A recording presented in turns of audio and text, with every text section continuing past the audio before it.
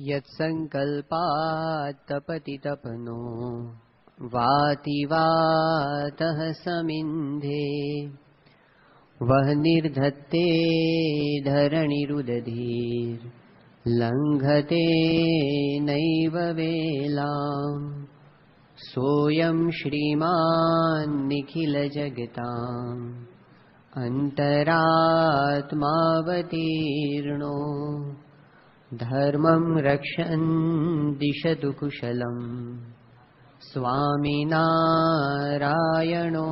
नः। श्री स्वामिनारायण भगवाननी जय। अक्षर पुरुषोत्तम महाराजनी जय। गुणातीतानंद स्वामी महाराजनी जय। भगतजी महाराजनी जय। शास्त्री जी महाराजनी जय।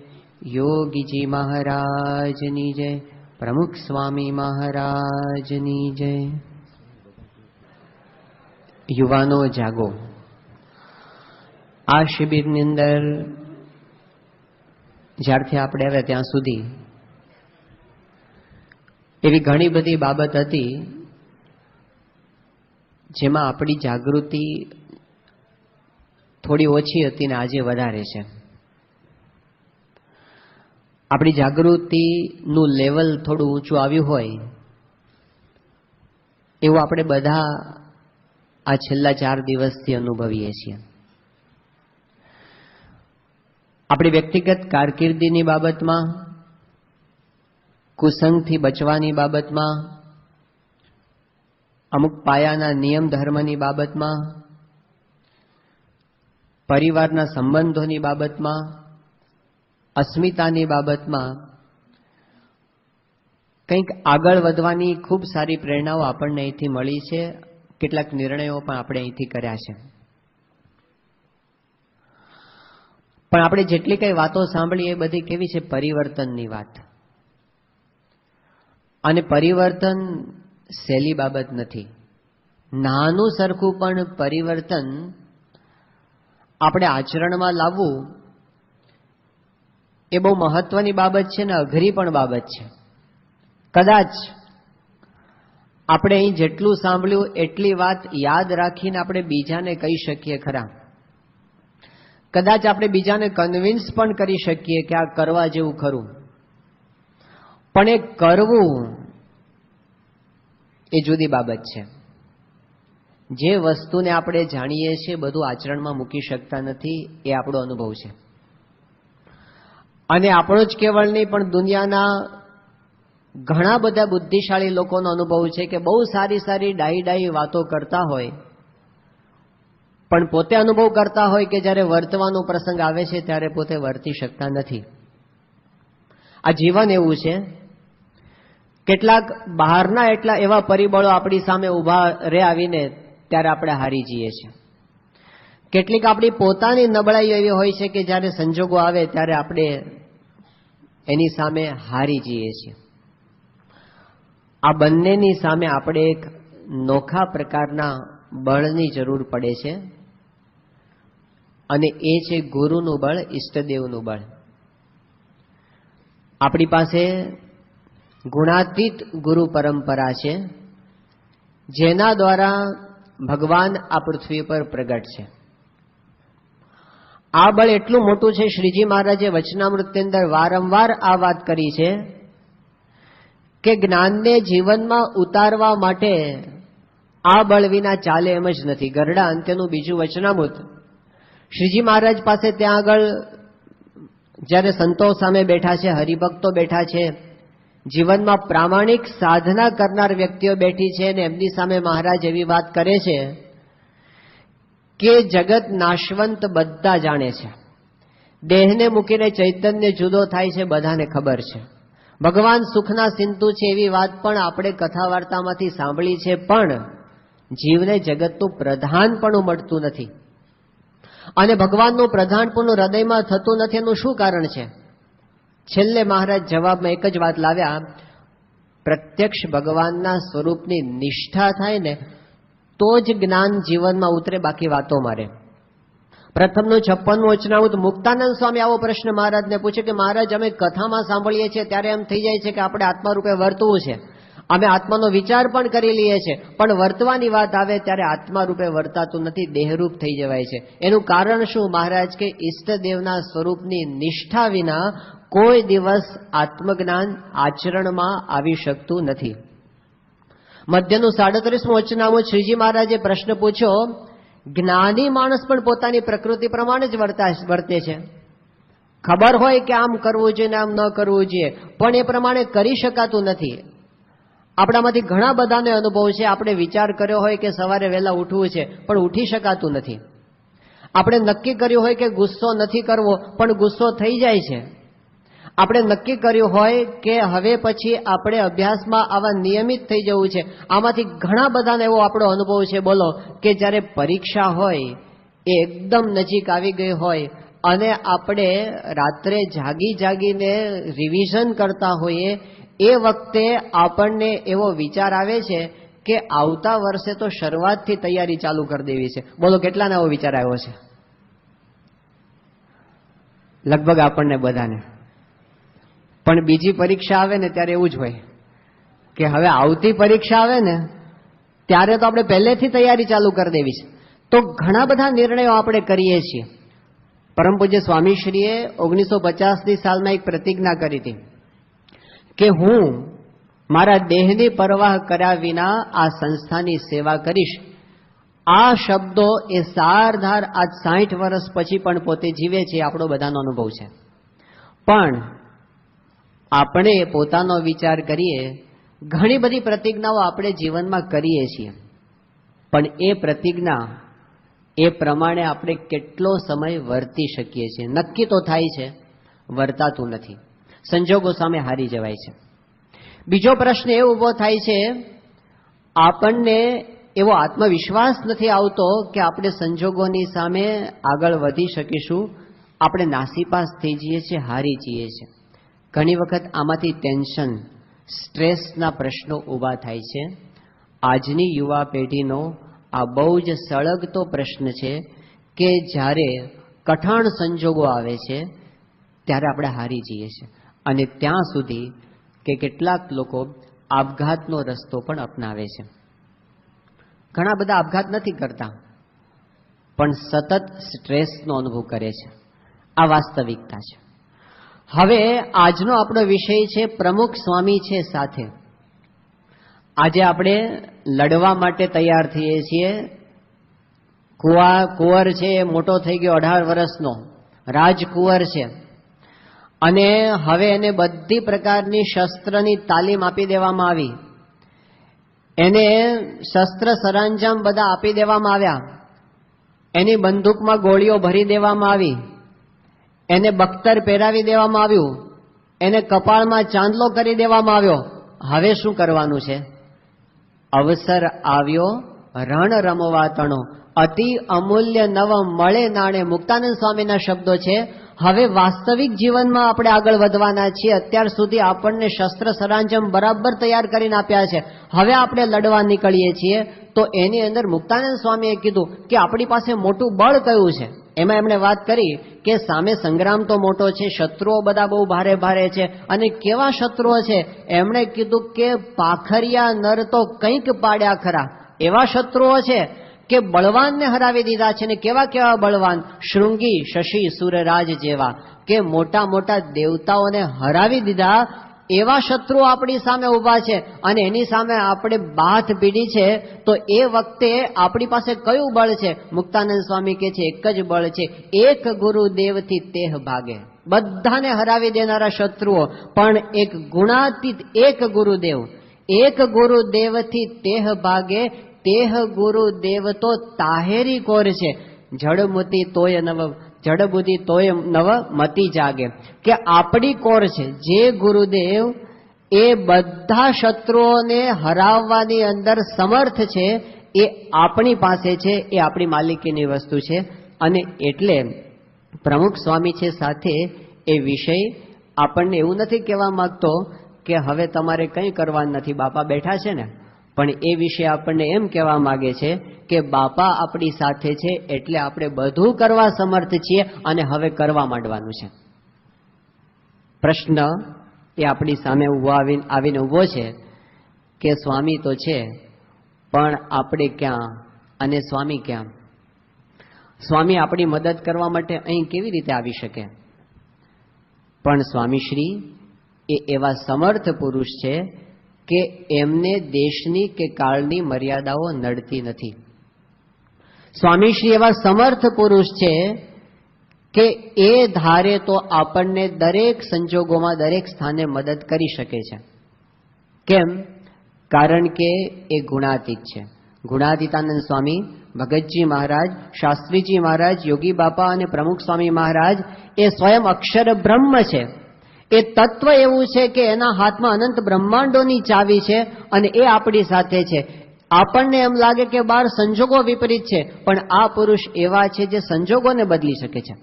કેટલા બધા પ્રસંગો આપણી સામે છે, અત્યારે યાદ કરવા બેસીએ તો એનો પાર ના આવે, પણ સ્વામીશ્રી પોતે વાતાવરણ અને સંજોગોને બદલી શકે છે.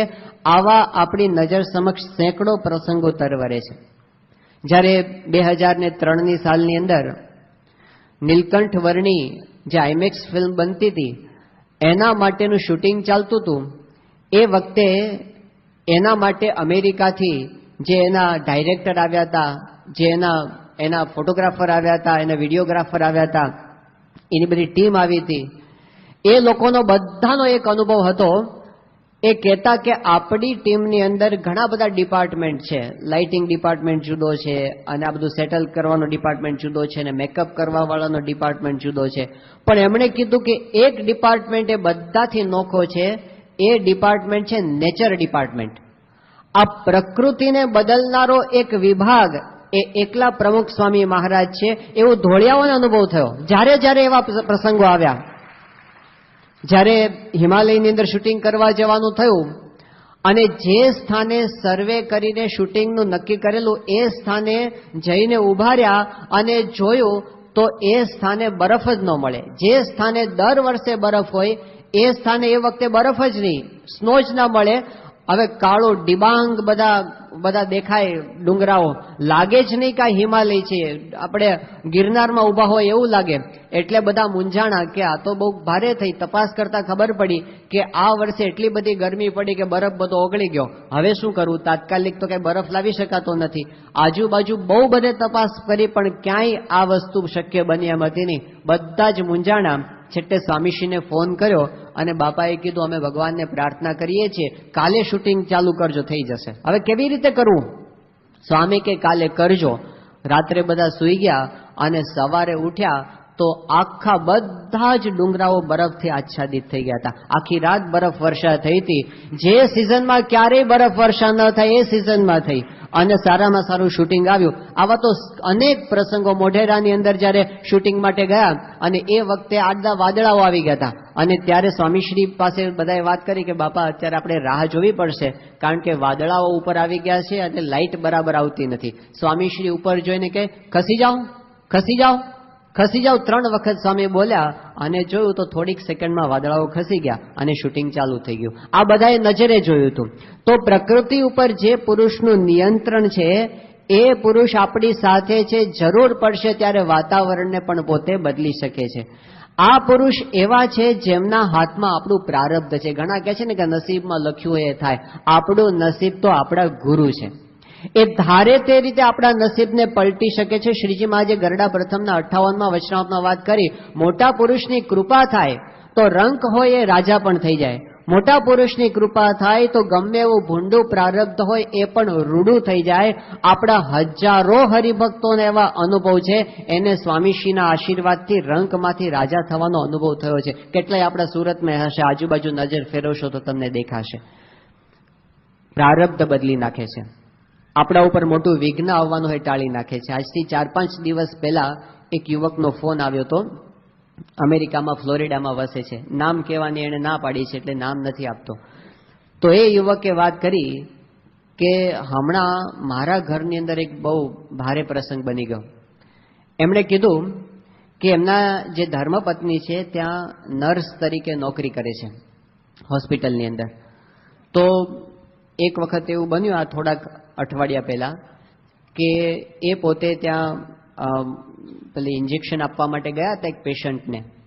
એને ઇન્જેક્શન તો આપી દીધું, પણ પછી પેલો પેશન્ટ ખબર નહીં કોઈ રીતે ડિસ્ટર્બ હશે, એ પેશન્ટે આમને ધક્કો માર્યો નર્સને, અને પરિણામે એવું થયું કે જે નીડલ, જે સોય એનાથી એને પેશન્ટને ઇન્જેક્શન આપ્યું હતું, એ સોય આ નર્સના પેલી ચામડીની અંદર ઘૂસી ગઈ.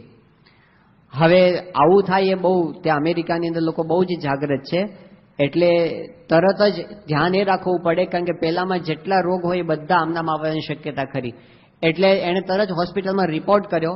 એટલે દર્દીના પણ બધા ટેસ્ટ લેવાય અને આના પણ બધા ટેસ્ટ લેવાય, એ આખી પ્રક્રિયા ચાલુ થઈ ગઈ. અને દર્દીના ટેસ્ટમાં પહેલે જ ધડાકે રિપોર્ટ આવ્યો, આને HIV પોઝિટિવ છે, એને એઇડ્સ થયેલો છે. અને આ વાતની ખબર પડી એટલે બધા જ ઘરની અંદર ગભરાયા. તરત જ આજે હરિભક્તના ધર્મપત્ની હતા, એમને દવા ઉપર રાખવામાં આવ્યા. એમની $300 એક એવી ગોળીઓ ચાલુ કરી દેવામાં આવી, અને એના બધી ટ્રીટમેન્ટ ચાલુ થઈ ગઈ. ને એનો તો એટલો બધો આઘાત લાગ્યો, હવે શું કરવું કઈ ખબર ન પડે. એટલે પછી કીધું બાપાને ફોન કરો, અને એ વખતે સ્વામીશ્રી ગોંડલમાં હતા અને ફોન કર્યો. સ્વામીશ્રીએ ફોનની અંદર એમને કીધું કે તમે ચિંતા ન કરશો, ભૂલી જાઓ, કાંઈ થયું જ નથી, કાંઈ જ થયું નથી સ્વામી, કે ભૂલી જાઓ તમે.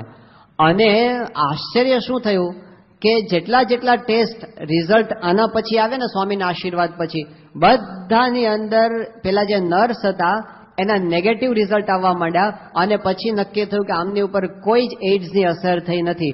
પણ વધારે આશ્ચર્યની વાત તો એ છે કે એ આશીર્વાદ પછી પેલો જે પેશન્ટ હતો એ પેશન્ટ પણ HIV પોઝિટિવ મટી ગયો, એના પણ નેગેટિવ રિઝલ્ટ થઈ ગયા.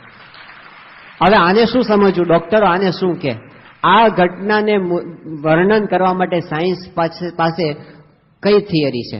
પણ એક જ વસ્તુ છે, મોટા પુરુષ ધારે તો બધાના પ્રારબ્ધને પણ પોતે બદલી શકે છે. એ પુરુષ આપણી પાસે છે. આ પુરુષના હાથની અંદર જીવન અને મૃત્યુ છે. આપણને જીવવાના કેટલું અને ક્યારે મરવાના, એ બધી જીવનદોરી એ હાથમાં લઈને ફરે છે. 1976ની સાલમાં સ્વામીશ્રી પોતે મહારાષ્ટ્રના વિચરણની અંદર હતા, અને એ વખતે સ્વામીશ્રીની સાથે જબલપુરના એક હરિભક્ત હરિભાઈ એ સાથે જોડાયા હતા. હવે વિચરણ દરમિયાન અચાનક એમને હાર્ટમાં દુખાવો ઊભો થયો, એટલે ત્યાં સ્થાનિક રીતે એમને ડોક્ટરોને બતાવ્યું, અને એમનું લાગ્યું કે આ પ્રશ્ન જરા વધારે મોટો છે, તમારે મુંબઈ જવું પડશે. એટલે સ્વામીશ્રી સાથે વિચરણમાં હતા, એમાંથી જુદા પડીને પોતે મુંબઈ ગયા તાત્કાલિક. મુંબઈમાં બધા ટેસ્ટ લીધા, અને એ વખતે ડોક્ટરે કીધું કે તમારે વાલ્વનો પ્રશ્ન છે અને તાત્કાલિક ઓપરેશન કરાવવું પડે એમ છે. હરિભાઈએ કીધું કે હું પેલા સ્વામી બાપાના આશીર્વાદ લઈ આવું અને પછી બાપા કે એમ કરું. એટલે પછી ડોક્ટર પાસેથી રજા લઈને પોતે સ્વામીશ્રી પાસે આવ્યા. સ્વામીશ્રી એ વખતે ગોંદિયાની અંદર હતા. બાપા પાસે આવીને એમણે બપોરે મુલાકાત પૂરી થઈ એ વખતે જઈને એમણે કીધું કે સ્વામી, આવી રીતે ડોક્ટરે એમ કીધું છે કે તમારે વાલ્વનો પ્રશ્ન છે ને તાત્કાલિક ઓપરેશન કરાવવું પડે છે, તો આપ આશીર્વાદ આપો. સ્વામીશ્રી કે તમને કંઈ થવાનું નથી. બાપાએ આશીર્વાદ આપ્યા, અને પછી સ્વામીશ્રી એમને કીધું કે અત્યારે 15 સંતો અહીં વિચરણમાં જોડાણા છે, બધાની 1-1 વર્ષની આવરદા તમને આપીએ છીએ, જાઓ 15 વર્ષ સુધી તમને કંઈ નહીં થાય. સ્વામીશ્રી આશીર્વાદ આપ્યા. હરિભાઈને દ્રઢ વિશ્વાસ એ કે હવે કંઈ કરાવવાની જરૂર નથી, અને પોતે સ્વામીશ્રીની સાથે જ વિચરણમાં જોડાઈ ગયા. આ વાતને 15 વર્ષ પસાર થઈ ગયા. 1991ની સાલમાં એમણે પોતાની ડાયરીમાં લખ્યું કે સ્વામી બાપાએ આપેલી આવરદા 15 વર્ષની આજે પૂરી થાય છે. બધા જ સગા સંબંધીઓને એમણે બોલાવી લીધા હતા, અને પછી બધાને જય સ્વામિનારાયણ કરીને પોતે ધામમાં બેસી ગયા. તો મોટા પુરુષના હાથની અંદર આપણને કેટલું જીવાડવા ને કેટલું ન જીવાડવું, બધું એના હાથની અંદર છે.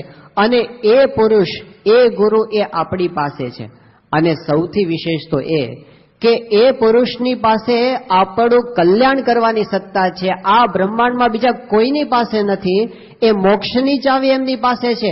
એ આપણને અંતકાળે હાથ પકડીને પોતાના ધામમાં લઈ જવાના છે. આવી ગેરંટી સ્વામીશ્રીએ અનેક વાર આપી છે, અને આપણે આપણી આંખે જોઈ શકીએ એવી રીતે નિભાવી પણ છે. ઘણા બધા પ્રસંગો છે, પ્રસંગોનું લિસ્ટ કરવા બેસીએ તો પાર ન આવે. પણ સ્વામીશ્રી અંતકાળે દર્શન આપીને તેડી જાય છે. કપડવંશના ઘનશ્યામભાઈ છે ત્યાંના નિર્દેશક, એમના પિતાશ્રીના અંત સમયે સ્વામીશ્રી લેવા માટે આવ્યા. ઘનશ્યામભાઈને દર્શન થયા કે શ્રીજી મહારાજ રથમાં બેસીને પધારે છે અને રથ ચલાવે છે પ્રમુખ સ્વામી મહારાજ. એણે આજુબાજુ બધાને કીધું મહારાજને સ્વામી લેવા માટે આવ્યા છે, અને એના પિતાશ્રી પોતે ધામની અંદર જતા રહ્યા. ત્યાં આપણા નિર્મળસિંહ રાણા, આપણા બહુ સંનિષ્ઠ હરિભક્ત, એમના માતુશ્રીને અંતકાળે સ્વામીશ્રી લેવા માટે આવ્યા, અને એમના માતુશ્રીએ બાજુ બધાને કીધું બાપા આવ્યા છે અને હવે હું જાઉં છું. એવી જ રીતે અમારા હકા બાપુ આગલા દિવસે સવારથી એમનું બોલવાનું બંધ થઈ ગયું હતું. સાંજે સંતો એમને મળવા માટે જાય, જોઈ શકે પણ બોલી શકતા નહોતા હકા બાપુ. એ વખતે રાતના 3 વાગે અચાનક એમની વાણી ખુલી અને એમણે કીધું કે સ્વામીશ્રી પધાર્યા છે, બાપા આવ્યા છે, અને એમ કરીને પોતે ધામની અંદર પધાર્યા. આવા તો સેંકડો પ્રસંગો આપણી સામે છે. અંતકાળે દર્શન આપીને સ્વામીશ્રી પોતે ધામની અંદર લઈ જાય છે. આ સત્તા એમની પાસે છે. શ્રીજી મહારાજ એમાં રહીને બધાનું કલ્યાણ કરે છે. તો એવા પુરુષ એ આપણી સાથે છે. એટલે આ લોક અને પરલોકની અંદર જેટલા કાંઈ પ્રશ્નો આપણી સમક્ષ આવે એ બધાની અંદર આપણી ઢાલ થઈને ઉભા રહે એવા પુરુષ એ આપણી પાસે છે. પણ હવે પ્રશ્ન આપણને એ છે કે સ્વામીશ્રી આપણી પાસે કેવી રીતે છે? અત્યારે આપણે સ્વામીશ્રીની સાથે બેસવું હોય, 5 મિનિટ એમની પાસે વાત કરવી હોય, તો એવો સમય ક્યાં છે? આપણે એમની પાસે જઈ જ શકતા નથી. 7 દરવાજા વટાવવા પડે છે. ત્યારે આપણે સ્વામીશ્રી પાસે જઈને ખાલી આમ પગે લાગ્યા ન લાગ્યા, અને ત્યાં તો આપણને હાથ પકડીને કોઈ ખેંચીને બહાર કાઢી નાખે છે. બાપાને આપણે મળી શકતા નથી. હા, આપણને ઊંડે ઊંડે એક ફરિયાદ પણ એવી છે કે બાપા પ્રમુખ સ્વામી મહારાજ છે એ અમુક માણસો પાસે એમને મળી શકે છે. 12 લોકો એવું કહે છે કે પ્રમુખ સ્વામીને મોટા માણસો મળી શકે, નાના માણસો મળી શકતા નથી. મોટા માણસો હોય એટલે કે જે આમ કંઈક આમ કોઈ મોટા રાજકારણી નેતા હોય, અથવા તો કોઈ બહુ મોટા ઉદ્યોગપતિ હોય, એ બધા સડસડાટ સ્વામી પાસે જઈને મળી આવે, અને એમની પાસે બાપા 5-5, 10-10 મિનિટ કાઢી પણ શકે. હવે એને સત્સંગે ન હોય, એ કદાચ દારૂ પીતો હોય, એ કદાચ કોઈ નિયમ ધર્મ પાળતો ન હોય, અને કોઈ સમર્પણ કદાચ ન કરતો હોય, તો એ સ્વામીને અડી જાય. અને આપણે તો કેટલી સેવા કરતા હોય, કેટલું સમર્પણ કરતા હોય, કેટલી ભક્તિ કરતા હોય, કેટલા નિયમ પાળતા હોય, બાપાને રોજ પૂજામાં યાદ કરતા હોય, સ્વામિનારાયણની માળા કેટલી બધી ફેરવતા હોય, તો આપણને પડખે જવા મળે નહીં, અને એ ઘૂસી જાય છે. આવી એક છાની ફરિયાદ આપણા અંતરના એક ખૂણામાં હોય છે. પણ યાદ રાખીએ, શ્રીજી મહારાજે આ વાત કરી છે, ગુણાતીતાનંદ સ્વામીએ પણ આપણને આ વાત કરી છે કે મોટા માણસને મળવું, એની પાછળ સમય કદાચ કાઢે ભગવાન અને સંત, તો એ આ લોકનો વ્યવહાર સમજવો. મહારાજે કીધું કે વ્યવહાર સાચવવો જોઈએ, એનું રાખવું. એવા માણસ આવે તો એને સ્ટેજ પર બેસાડવા, એને હાર તોરા કરવા, એ બધો લોકનો વ્યવહાર કહેવાય. મહારાજ કે એ વ્યવહાર તો મોટા સંત હોય, જ્ઞાની હોય, એમણે પણ રાખવો જોઈએ. એ વ્યવહાર છે, પણ એમના અંતરની અંદર સ્થાન કોનું છે? યાદ રાખીએ, નજીક રહેવું, ભેગા રહેવું, સામે આંખોમાં આંખો પરવીને બેસી રહેવું, એના કરતા વધારે અગત્યની વસ્તુ છે પ્રેમ. જો આપણે દૂર હોઈએ પણ પ્રેમ હોય તો પાસે છીએ, અને જો સામે ને સામે બેસી રહેતા હોઈએ પણ પ્રેમ ન હોય તો દૂર છીએ. સ્વામીશ્રીના હૃદયમાં સ્થાન આપણું છે. વર્ષો પહેલાનો એનો પ્રસંગ છે. સ્વામીશ્રી પોતે સંત સ્વામીને મળતા હતા સવારના પોરમાં, એટલે રોજ બંને વચ્ચે મુલાકાત થાય ને હળવી વાતો થતી. તો સંત સ્વામી એમણે સ્વામીને વાત કરી કે ગઈકાલે પેલા બહુ મોટા નેતા આપના દર્શન કરવા માટે આવ્યા હતા, તો એમણે કીધું કે યોગી બાપાએ એવું કીધું હતું કે મોટા મોટા પ્રધાનો એ માથા ઘસશે, તો અત્યારે એ સત્ય થતું દેખાય છે કે આવા મોટા નેતા સારંગપુર જેવા ગામમાં તમારી પાસે આશીર્વાદ લેવા માટે આવે છે. એ વખતે સ્વામીશ્રી પોતે હસતા હસતા બોલ્યા, એ કે સંત સ્વામી, આ તો કેવું છે, મહારાજની આજ્ઞા છે અને લોકનો વ્યવહાર છે, એટલે આપણે કરવું પડે. બાકી આમાંના ઘણા બધા એવા હોય છે કે જેની સાથે આપણને બોલવાનું પણ મન ન થાય. સ્વામીશ્રીએ એવું કીધું કે ઘણા બધા એવા હોય કે જેની સામે આપણને જોવાનું પણ મન ન થાય, પણ આ વ્યવહાર છે એટલે કરીએ છીએ. સ્વામીશ્રીના હૃદયમાં સ્થાન હરિભક્તનું છે. આપણે આપણા ઘરે દાખલા તરીકે એવો પ્રસંગ બને કે આપણા શહેરના કલેક્ટર સાહેબ એ આપણે ઘરે આવ્યા હોય. હવે એ વખતે આપણા જે પિતાશ્રી છે એ એમની સરભરાની અંદર પડ્યા હોય, અને બરાબર એનું જ ધ્યાન રાખતા હોય. હવે એ વખતે કદાચ આપણે એમના દીકરા છીએ, હવે નાના હોય, કંઈક તોફાન કરતા હોય, આગુ પાછું કરતા હોય, તો એ વખતે આપણને એક લાફો મારીને બાપા છે બાજુમાં બેહાડ દે કે બેસ છાનોમાનો મહેમાન ઘરે આવ્યા છે ને આટલી ખબર નથી પડતી, એમ કરીને આપણને બેસાડ દે અને પેલા કલેક્ટર સાથે હસી હસીને વાતો કરે, તો આપણને એમ થાય કે મારા પપ્પાને મારા કરતા કલેક્ટર ઉપર વધારે પ્રેમ છે. પણ વાત ખોટી છે. કલેક્ટર આવ્યો છે એટલે એનું રાખવું પડે, એ ટાઈમ છે. બાકી બાપને હેત તો પોતાના દીકરા ઉપર જ હોય. એમ વ્યવહાર દ્રષ્ટિથી કદાચ આ લોકના મોટા માણસનું રાખવું પડે. સ્વામીશ્રીના કેટલા બધા પ્રસંગોમાં આપણને જોવા મળે છે, એમના હૃદયમાં નાનામાં નાના હરિભક્તોનું કેટલું બધું સ્થાન છે. આ બાજુમાં કુંડળ ગામની અંદર પેલા ધરમસિંહ કોળી હતા, એમની બહુ ઈચ્છા હતી કે બાપા મારે ત્યાં પારાયણ કરવા માટે પધારે. તો એ તો કહેતાય ગભરાય, કારણ કે બીજા બેહાડી દે તો તારી પાસે છે શું તો તું પારાયણ કરાવી શકે. પણ એ સ્વામીને સીધા અડી ગયા અને બાપાને કીધું કે બાપા મારે પારાયણ કરાવી છે. સ્વામીશ્રી કહે કે તું કોઈને કહેતો નહીં, પણ અમે અહીંથી 2 દિવસ પછી અમદાવાદ જવાના છીએ, તું છે ને તારા ગામના પેલા રસ્તા ઉપર ઉભો રહેજે, ગામનો રસ્તો પડે છે ને ત્યાં આગળ. અને ધરમસિંહભાઈ પોતે ત્યાં આગળ ઉભા રહી ગયા. સ્વામીશ્રીએ કોઈને જણાવ્યું નહોતું. જેવું ગામનું પેલો આવ્યો રોડ અને વળાંક આવ્યો અને પેલા ધરમસિંહભાઈના 2 છોકરા સાથે ઉભા હતા. સ્વામી કે લઈ લો આની પાછળ, અને સ્વામીશ્રીએ ગાડી એની પાછળ લેવડાવી ઘરે ગયા. એક સાધારણ કોથળા જેવા આસન પર સ્વામી બેઠા, ઠાકોરજી પધરાવ્યા અને સ્વામીશ્રીએ એક વચનામૃત વાંચ્યું અને કીધું ધરમસિંહ જા તારી પારાયણ થઈ ગઈ. જેની પાસે કંઈ જ નહોતું એનું પણ સ્વામીએ સાચવ્યું છે. આજથી 10 વર્ષ પહેલા સ્વામીશ્રી સારંગપુરમાં બિરાજમાન હતા અને એ વખતે ફૂલદોલનો ઉત્સવ હતો. સ્વામીશ્રી ફૂલદોલની અંદર હજારો હરિભક્તોને રંગી અને ઉતારે પાછા આવ્યા. સ્વામીશ્રીના ઉતારાની પાછળ રેમ્પ છે, એ રેમ્પ ઉપર ગાડી ચડી ઊભી રહી. સ્વામીશ્રી નીચે ઉતર્યા અને જોયું તો સામે 2 વયોવૃદ્ધ ગામડાના હરિભક્તો ખુરશીની અંદર બેઠા હતા. સ્વામીશ્રી એમને જોયા એટલે નજીક બોલાવ્યા. સ્વામી કીધું કેમ અહીં બેઠા છો? એમણે કીધું કે સ્વામી અમારી સેવા છે, સિક્યુરિટીની સેવા છે અને અમને સાચવવા માટે બેસાડી રાખ્યા છે. તો સ્વામી કે તમે ત્યાં સમયમાં નહોતા આવ્યા? એ કે ના બાપા અમારે ધ્યાન રાખવાનું હતું. તો સ્વામી કે તમે રંગાયા વગરના રહી ગયા? પછી સ્વામી આજુબાજુ જોયું તો જે સેવક સંત હતા એમનું ગાતરિયું આખું ભીનું થઈ ગયું હતું રંગથી. સ્વામીશ્રીએ એમનું ગાતરિયું હાથમાં લીધું, જાતે નીચોવ્યું, એમાંથી પેલા રંગના ટીપા પડે લીધા. સ્વામીશ્રી બંને હરિભક્તો ઉપર છાંટ્યા અને કીધું તમારો રંગોત્સવ થઈ ગયો. પછી સ્વામી અંદર ગયા રૂમમાં. હવે બાપાને ભોજન પછી આરામ કરવાનો હતો અને સ્વામીશ્રી આરામ માટે બાથરૂમમાંથી બહાર નીકળ્યા. એ વખતે સ્વામી કે પેલા હરિભક્તોને બોલાવો. એ બંને હરિભક્તોને સ્વામી રૂમની અંદર બોલાવ્યા. પછી સ્વામી કે આનો ફોટો પાડો અમારી સાથે. તાત્કાલિક ફોટોગ્રાફરને બોલાવ્યો અને ફોટા પાડ્યા સ્વામી એમની સાથે. અને સ્વામી આરામમાં જતા જતા પાછા યોગમુનિ સ્વામીને બોલાવ્યા અને એમને કે આ બંનેના ફોટા પાડ્યા છે, પાછા ફોટા આપજો એને. અને પછી કે પાછા પૈસા ન લેતા એના ફોટાના. એમ કરીને સ્વામીને એ નાના હરિભક્તોનું પણ સાચવ્યું. આપણને ખબર છે સ્વામી અલ્હાબાદની અંદર હતા અને નાની વાવડી ગામના હરિભક્તો ત્યાં યાત્રા કરતા કરતા પહોંચી ગયા અને સ્વામીને ખબર પડી કે આ હરિભક્તોને કંઈ ખાવાની વ્યવસ્થા સારી થતી નથી. સ્વામીશ્રીએ સંતોને બોલાવી અને જેટલું કંઈ ભાથું હતું એ બધું એમને અપાવી દીધું. હવે કોઈ વીઆઈપી હરિભક્તો નહોતા, એ બધા ગામડાના ચોરણા પહેરનારા હરિભક્તો હતા. પણ એમના હૃદયમાં સ્થાન ભક્તનું છે અને આપણે એમને ગમનારા ભક્તોની યાદીમાં આવીએ છીએ, આપણે એમના શિષ્ય થયા છીએ એટલે એમના હૃદયમાં આપણું સ્થાન છે.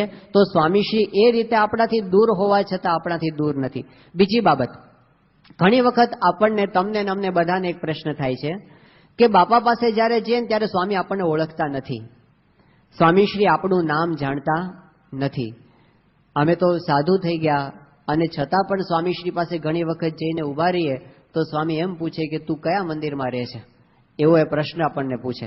સ્વામી પૂછે કે તે ક્યારે દીક્ષા લીધી, એવું આપણને પૂછે. સ્વામી કે તારું નામ શું છે, એવું આપણને પૂછે. એટલે આપણને પ્રશ્ન થાય કે આપણે જીવન છોડીને આવી ગયા છતાં પણ સ્વામી આપણા વિશે તો કાંઈ જાણતા નથી. બોટાદના અમારા હરિભક્ત યશવંતભાઈ છે, ત્યારે અમદાવાદ રહે છે. એ કે હું સ્વામી પાસે જ્યારે જાઉં ત્યારે બાપા મને આખો પરિચય પૂછે, તમારું કયું ગામ? એટલે હું કહું બોટાદ.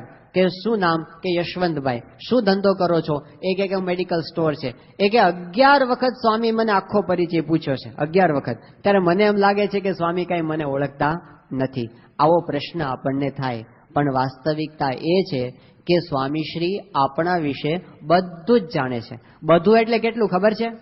કે આપણે પોતે આપણા વિશે નથી જાણતા ને એટલું જાણે છે. હવે તમે કહેશો કે આપણને તો આપણા વિશે ખબર જ છે ને બધી, પણ આપણને આપણા વિશે કેટલીક ખબર નથી. એક પ્રસંગ એવો બન્યો, અમેરિકાની અંદર વોબાશ કોલેજની અંદર પ્રોફેસર રેનોલ્ડ વિલિયમ્સ છે, એમણે પોતે આ પ્રસંગ નોંધ્યો છે પોતાના શોધ નિબંધની અંદર. એ કહે છે કે અમેરિકાની અંદર એક સત્સંગી પરિવાર છે, એમને ત્યાં સ્વામીશ્રીના આશીર્વાદથી જ એક દીકરાનો જન્મ થયો. હવે જન્મ પછી થોડા સમયની અંદર એ છોકરો એવો બીમાર પડ્યો અને હોસ્પિટલમાં દાખલ કરવો પડ્યો, અને પરિસ્થિતિ એવી આવીને ઊભી રહી કે છોકરાને મશીન ઉપર લાઈફ સપોર્ટ સિસ્ટમ પર રાખવો પડે. એ હરિભક્ત ગભરાયા, એમને બાપાને ફોન કર્યો અને કીધું કે સ્વામી આવી પરિસ્થિતિ છે અને ડોક્ટરો કહે છે કે બચાય એવી પરિસ્થિતિ નથી.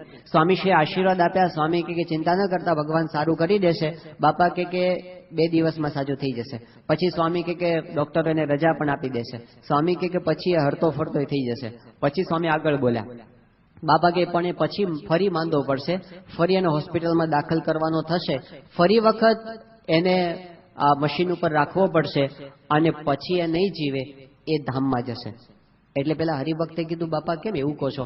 સ્વામી કે પૂર્વનો મુમુક્ષુ જીવ છે અને સત્સંગીને ઘેર જન્મ ધારણ કરાવવાનો હતો એને, એટલે તમારે ત્યાં એનો જન્મ ધારણ થયો છે, હવે એનું કામ પૂરું થયું છે એટલે ભગવાનના ધામમાં જશે. એક્ઝેક્ટલી આવું જ થયું. છોકરો સાજો થઈ ગયો, ઘરે લઈ ગયા. થોડા દિવસ પછી ફરી માંદો પડ્યો, ફરી હોસ્પિટલમાં દાખલ કરવો પડ્યો અને પછી પાછો એ ક્યારેય સાજો થયો નહીં, એ ધામની અંદર ગયો. તો એનો અર્થ એ થયો કે આપણને પોતાને આપણા વિશે જે નથી ખબર, કઈ નથી ખબર. આપણે જો 22 વર્ષના થયા હોઈએ અને આપણને એમ પૂછે કે 25 વર્ષ પહેલા તમે ક્યાં હતા, તો આપણને ખબર નથી. આપણને એ પણ ખબર નથી કે આપણે શું કામ જન્મ ધારણ કર્યો છે.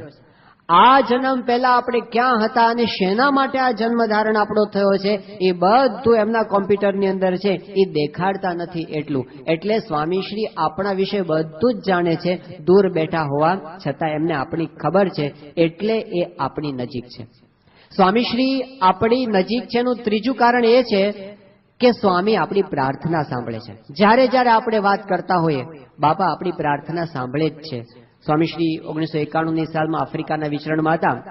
એ વખતે હર્ષદભાઈ રાણાએ એમને વાત કરી. એમણે કીધું કે સ્વામી તમે જ્યારે અહીં આવો છો આફ્રિકા, ત્યારે અમને બહુ બળ ચડી જાય છે, પણ તમે જ્યારે પાછા જાઓ ત્યારે આમ ફુગામાંથી હવા કાઢી નાખીને કેવા ઢીલા પડી જાય, એવા અમે ઢીલા પડી જઈએ છીએ. તો સ્વામીશ્રી એ વખતે કીધું કે આપણે ક્યારેય દૂર જતા જ નથી. હવે પછીના શબ્દો બરાબર સાંભળજો. સ્વામીશ્રી હર્ષદભાઈને કહે છે કે અમે ક્યાં દૂર જઈએ છીએ, તમે જ્યારે સંભારો ત્યારે સામે આવીને ઊભા રહીએ અને દર્શન આપીએ છીએ, પછી તમને દૂર કેમ મનાય. આ એમનું વચન છે કે આપણે જ્યારે સંભાળીએ ત્યારે સામે આવીને ઊભા રહે છે. આપણે નથી જોઈ શકતા કારણ કે આપણને દ્રષ્ટિ પ્રાપ્ત નથી થઈ, પણ એમનું તો વચન છે તમે સંભાળશો ત્યારે હું આવી જઈશ. ગુણાતીતાનંદ સ્વામીએ કીધું, આપતકાળ આવે ને કાંઈ હાજર ન હોય, લીલા ખડને દંડવત કરજો, એમાં રહીને અમે તમારી સહાય કરશું. એ આપણી પ્રાર્થના સાંભળે છે. 2004ની સાલમાં સ્વામીશ્રી અમેરિકામાં હતા અને ઓર્લાન્ડોની અંદર સ્વામીશ્રી ભોજન અંગીકાર કરતા હતા. એ વખતે ત્યાં વિચરણ કરતા શાંતમૂર્તિ સ્વામીએ બાપાને વાત કરી કે સ્વામી આ ઓર્લાન્ડોની અંદર કમલભાઈ કરીને હરિભક્ત છે અને અત્યારે જે કિશોરોની અને બાળકોની અને યુવકોની જે શિબિર થઈ, એ શિબિર માટે સસ્તા ભાવની અંદર હોટેલ બુકિંગ કરાવવામાં એમણે બહુ મહેનત કરી છે અને બહુ જ સસ્તા ભાવની અંદર આ બધા ડીલ એમણે પાસ કર્યા છે. એ વખતે સ્વામીશ્રીએ કમલભાઈ સામે જોયું, રાજીપો બતાવ્યો. ત્યારે કમલભાઈ ઊભા થઈને કીધું કે બાપા આમાં મારું કંઈ નથી, હું રોજ પ્રાર્થના કરતો હતો અને મને અનુભવ થતો હતો કે હું જે પ્રાર્થના કરું છું એ તમે સાંભળો છો અને એનાથી કામ થાય છે. એ વખતે સ્વામી હસતા હસતા બોલ્યા, સ્વામી કે હા, રોજ તમારો ટેલિફોન આવતો તો ખરો. આ ટેલિફોન કયો? પેલો સ્થૂળ ટેલિફોન નહીં, પણ પ્રાર્થનાનો ટેલિફોન એ સ્વામી સુધી પહોંચે જ છે. અને અત્યારે હાથ ઊંચો નથી કરાવો, પણ આપણે હૃદય ઉપર હાથ મૂકીને જો આપણે ભૂતકાળનો વિચાર કરશું ને, આપણા પણ એવા અસંખ્ય અનુભવો છે, આપણે ધાર્યું હોય કે આમાંથી હાળું પાર પડાયું છે જ નહીં, અને સ્વામીશ્રીએ આપણી પ્રાર્થના સાંભળીને આપણું કામ કર્યું હોય, એ કરે છે અને કરવાના છે એવું એમનું બિરુદ છે. તો સ્વામીશ્રી આપણી પ્રાર્થના કાયમ સાંભળવા માટે આપણી ભેગા ઉપસ્થિત રહે છે, એ એટલે આપણી સાથે છે. ચોથું કારણ, સ્વામી કેમ આપણી સાથે છે, તો એ ખાલી આપણી પ્રાર્થના સાંભળીને ઊભા રહે છે એટલું નહીં, એ પુરુષ જ્યારે જરૂર પડે ત્યારે સાક્ષાત પણ પ્રગટ થયા છે. એવા પણ પ્રસંગો આપણને જોવા મળે છે. સ્વામીશ્રી તો ભારતમાં હતા અને શિકાગોમાં વિષ્ણુભાઈ પટેલની દુકાને ઉભા રહી અને સ્વામીશ્રીએ 2 દિવસ સુધી એની ચોકી કરી, હાજર થયા પ્રત્યક્ષપણે. સ્વામીશ્રી વલાસણની અંદર ત્યાં કરમસદની અંદર પોતે નગરયાત્રાની અંદર હતા અને એ વખતે વિદ્યાનગર નટુભાઈ પટેલના ઘરે સ્વામીશ્રી બીજા સ્વરૂપે દર્શન આપ્યા અને નટુભાઈ પોતે બાપા સાથે હતા, એમના ધર્મપત્ની ઘરે હતા અને સ્વામીશ્રી એમના ઘરે વિવેક સાગર સ્વામી અને બધા સંતોની સાથે પધરામણી કરી, આચાર્ય સ્વામી સાથે. તો એવી રીતે પ્રગટ થયા છે. સ્વામીશ્રી લંડનની અંદર હતા અને વડોદરાની અંદર દેવગઢ બારિયાના ગોરધનભાઈ સિવિલ હોસ્પિટલની અંદર સારવાર લેતા હતા અને એમને અતિ એવી દ્રઢ ઈચ્છા કે બાપા અહીં પધારે તો કેવું, અને સ્વામીશ્રી પોતે સ્ટાફ સાથે ત્યાં આગળ દર્શને પધાર્યા અને કેવળ ગોરધનભાઈને નહીં, સિવિલ હોસ્પિટલમાં રસ્તાની અંદર જે બધે વોર્ડમાં જેટલા બીજા બહારના માણસો હતા બધાને સ્વામીએ આશીર્વાદ આપ્યા. આ પ્રસંગ જ્યારે રજૂ થયો ત્યારે બધાને આશ્ચર્ય થયું, ડોક્ટરોને કે સ્વામી તો ત્યાં છે, અહીંયા કેવી રીતે આવ્યા હોય? ગોરધનભાઈ કે જો બધા પેશન્ટને પૂછો, અમને બધાને એમને આશીર્વાદ આપ્યા છે. અને બધાએ કીધું હા, વિવેક સાગર સ્વામી આ સ્વરૂપ, આ પ્રસંગ જ્યારે જ્યારે કે ત્યારે પોતે કહેતા હોય છે કે સ્વામીના તો 2 સ્વરૂપ થયા છે પણ અમારાય થયા છે 2 સ્વરૂપ એમના સંબંધે કરીને. તો મોટા પુરુષ સત્પુરુષ એ ધારે ત્યારે જ્યાં જોઈએ ત્યાંથી પ્રગટ થઈ શકે છે. આ વાત એટલા માટે સમજવી અગત્યની છે કારણ કે આની પાછળ બહુ મોટો આધ્યાત્મિક સિદ્ધાંત સમાયેલો છે. સંત સ્વામી એ આ વાતને સમજાવતા એવું કહેતા કે મોટા પુરુષ એ જ્યારે આવી રીતે દર્શન આપે બીજા સ્વરૂપે, તો એનો અર્થ એવો નથી કે ત્યાંથી દોડીને એમને આવવું પડે છે. સંત સ્વામી એવું સમજાવતા કે અણુ અણુની અંદર એમનો વાસ છે જ. એ જ્યારે ધારે ત્યારે એ સ્થાને દર્શન આપે છે. કદાચ અત્યારે દર્શન આપણને ન થતા હોય પણ અહીંયા છે તો ખરા જ. એ ધારે ત્યારે જ્યારે તે સ્થાનની અંદર પોતે પ્રગટપણે પોતાનું દર્શન આપે છે. તો એનો અર્થ એવો થયો કે આપણે દુનિયાના ગમે તે છેડે જઈએ, કોઈ પણ અણુની અંદર આપણે જઈએ, પણ એ અણુની અંદર આપણા ગુરુ પ્રમુખ સ્વામી મહારાજ એ આપણી સાથે છે અને છે જ, કારણ કે એ સ્વયં અક્ષર બ્રહ્મ તત્વ છે. પણ આપણને હવે એક વસ્તુ દ્રઢ થઈ ગઈ કે બરાબર બાપા આપણી સાથે છે, એમના સંબંધે કરીને આપણી રક્ષા પણ થવાની છે. અત્યાર સુધી કરી છે અને છેવટ સુધી એ આપણી રક્ષા કરશે પણ ખરા. પણ પ્રશ્ન ખાલી આપણે એટલો જ વિચારવાનો છે કે બાપા આપણી સાથે છે તો આપણે શું કરવાનું? આ શિબિર જ્યારથી શરૂ થઈ છે ત્યારથી અત્યાર સુધીમાં જો આપણે વિચાર કરીએ તો આપણને એક વસ્તુ તો દેખાય છે કે આપણા માટે સ્વામીએ ખૂબ ઇન્વેસ્ટમેન્ટ કર્યું છે. ઇન્વેસ્ટમેન્ટ એટલે રોકાણ. કોઈ પણ ધંધાની અંદર જ્યારે રોકાણ થાય ત્યારે વિચાર એવો થાય છે કે આ રોકાણની સામે પ્રમાણમાં વળતર મળવું જોઈએ. તો આપણી માટે કેટલું રોકાણ મહારાજ અને સ્વામીએ કર્યું છે. ખાલી આર્થિક રોકાણ એ રોકાણ નથી હોતું, પણ સમયનું રોકાણ એ પણ રોકાણ કહેવાય. ખાલી સમયનું રોકાણ નહીં પણ બૌદ્ધિક રોકાણ એ પણ એક પ્રકારનું રોકાણ કહેવાય. હવે આપણા માટે આ શિબિરની અંદર ખબર નહીં કેટલા લાખો રૂપિયાનો ખર્ચો થયો હશે, એને તો આપણે જોતા નથી. પણ સ્વામીશ્રીએ આપણી માટે સંતો બોલાવ્યા, એની વાત આપણને કરી. સંતો આપણને બાપાના મહિમાની બહુ વાતો કરી. આપણને થાય કે એ ઘણું મોટું રોકાણ છે આપણા માટે. પણ એનાથી મોટી વાત એ છે કે સંતોએ જે વાત કરી એ કોની કરી છે? જે પુરુષ છે તો એની વાત થાય છે ને, ન હોત તો આપણે વાત કોની કરત? તો અક્ષરધામમાંથી આ પુરુષ આપણા માટે પૃથ્વી પર આવ્યા અને આપણને અપનાવ્યા, આપણને પોતાના કર્યા. એટલે એમણે બહુ જ મોટું ઇન્વેસ્ટમેન્ટ કર્યું છે, આપણને પોતાના નજીકના સર્કલમાં લઈ લીધા એ માટે. હવે આપણે એમના માટે ગમે તેટલું કરશો ને એ આઉટપુટ ઓછું જ છે. એટલું બધું એમણે ઇનપુટ કરી દીધું છે, એટલું બધું રોકાણ એણે આપણા માટે કરી દીધું. આપણને ફરિયાદનો કોઈ ચાન્સ એમણે રહેવા દીધો નથી. એમણે આપણને એવું જ્ઞાન આપી દીધું. જો એ જ્ઞાનને આપણે બરાબર પકડીએ, કયું જ્ઞાન એમણે આપણને આપ્યું છે? આપણે બધા BAPS ના આશ્રિત છીએ. તો આપણું જ્ઞાન છે અક્ષર પુરુષોત્તમનું જ્ઞાન. અને અક્ષર પુરુષોત્તમ જ્ઞાનનો પાયો કયો છે? આપણે અક્ષર છીએ, આપણે બ્રહ્મ છીએ, આપણે ગુણાતીત છીએ. એનો અર્થ એમ થયો કે પ્રમુખ સ્વામી મહારાજ આપણું સ્વરૂપ છે, આપણે આ શરીર નથી. આ વિચાર એ આપણે જીવનમાં ડગલે ને પગલે આપણી સાથે રાખવાનો છે. હવે એવું જો મનાઈ જાય તો પછી જીવન કેટલું ભરેલું ભરેલું લાગે. આપણે કોલેજ જતા હોઈએ અને એવું થાય કે બાપા આપણી સાથે કોલેજ આવે છે. આપણે ધંધા ઉપર જતા હોય ને થાય કે મારી બાજુની સીટમાં પ્રમુખ સ્વામી મહારાજ બિરાજમાન છે. અને આપણને કેટલું ભરેલું લાગે જીવન. ઉપનિષદની અંદર આ વાત કરી છે કે આપણને શોક કેમ લાગે છે, આપણને અશાંતિ કે દુઃખ કેમ થાય છે, તો એમાં કીધું કે એક પક્ષી વૃક્ષ ઉપર બેઠું છે, એની બાજુમાં બીજું પક્ષી બેઠું છે. પેલા પક્ષીને એનું જ્ઞાન નથી કે આ પક્ષી મારી બાજુમાં બેઠું છે. અનિશયા શોચતી મુહ્યમાન, અજ્ઞાનને લીધે પોતે દુઃખી થાય છે. પણ જ્યારે એને ખબર પડે છે જુષ્ટમ યદા પશ્યતિ અન્યમેનમ અસ્ય મહિમાનમ ઇતિ વીત શોક, જ્યારે એને ખબર પડે છે મારી બાજુમાં કોણ છે, ત્યારે એનો શોક દૂર થઈ જાય છે. એમ જ્યારે આપણને એવી ખબર પડે કે મારી સાથે 24 કલાક બાપા છે, અરે બાપા જ મારું સ્વરૂપ છે, એવું આપણને અનુસંધાન રહેવા માંડે, તો પછી જીવનમાં કોઈ પણ સંજોગોમાં સ્ટ્રેસ કે ટેન્શન આપણી સાથે આવી શકે એમ નથી. તો એ અનુભવ આપણે કરતા શીખવાનું છે. અને એ જ્ઞાનને આપણે જીવનમાં, ખાલી થિયરી નથી, આને આપણે પ્રેક્ટિકલ લાઈફમાં મૂકતા શીખવા. નાની નાની ક્રિયામાં, ભલે ને આપણે સાવ નાની ક્રિયા કરતા હોય તો પણ સ્વામી મારી સાથે છે એનું અનુસંધાન આપણે કેળવતા શીખવાનું છે. એટલે એના માટે આપણે નાનું નિધિધ્યાસન એ આપણે અત્યારે કરવાના છીએ. કે કોઈ પણ ક્રિયા આપણે શરૂ કરવી છે, એ આપણે અભ્યાસની ક્રિયા હોય, એ આપણી ધંધા વ્યવહારની ક્રિયા હોય, તો એ ક્રિયા કરતા પહેલા આપણે 1 મિનિટનો વિચાર, બહુ ઝાઝો સમય કાઢવાની જરૂર નથી, 1 મિનિટનો એવો વિચાર એ જો આપણે અંદર જોડી દઈશું તો સ્વામી આપણી સાથે છે. એ ખાલી થિયરી નહીં પણ પ્રેક્ટિકલ લાઈફમાં આપણે અનુભવવાના માર્ગે આગળ વધી શકીશું. એટલે હવે આપણે થોડીક મિનિટો માટે ટટ્ટાર થઈ જાઓ બધા.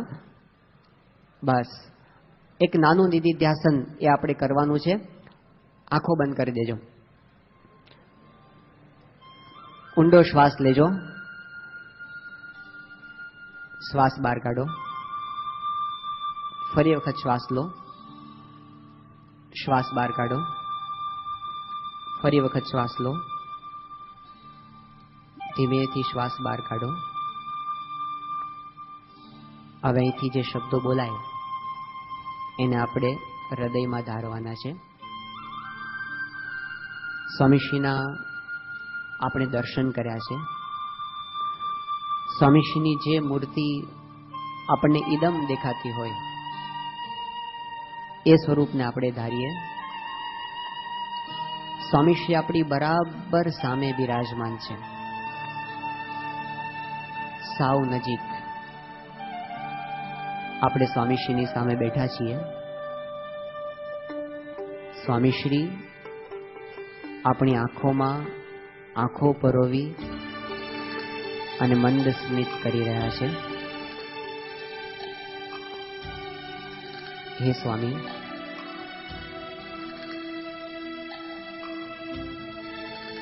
મારામાં જે કાંઈ છે